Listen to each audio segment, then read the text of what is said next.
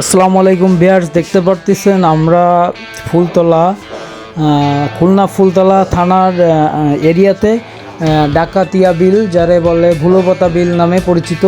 সেখানে অনেকের লাখ লাখ টাকার ঘের ভেসে গেছে।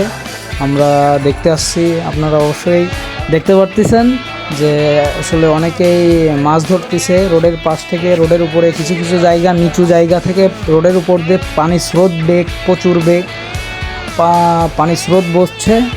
দেখতে পারতেছেন যে আমিও আমার মহাজন দুজনে ঘুরে দেখতে আসলাম এবং আপনাদের দেখানোর উদ্দেশ্যে আমরা বের হয়েছি। আসলে খুব বৃষ্টিপাতের কারণে গত 3 থেকে 4 দিনেরও বেশি বৃষ্টি হয়েছে, অনেক বৃষ্টি। আমরা এখন রওনা দিছি, দেখা যাক কী অবস্থা। রোডঘাটের অবস্থা খুব ভয়াবহ, পানি ভরে গেছে, প্লাস অনেক লোকজন আসলে মাছ ধরায় ব্যস্ত আছে। আর ঘের তো পুরো ঘেরের বেরির উপর দিয়ে পানি যাচ্ছে প্রচুর আকারে, অনেকের মানে ক্ষতিগ্রস্ত আর কি। দেখতে পারতেছেন পানি আর পানি, পানির কোনো বিকল্প নাই। যাই হোক, আমরা দেখতে থাকি, ঠিক আছে।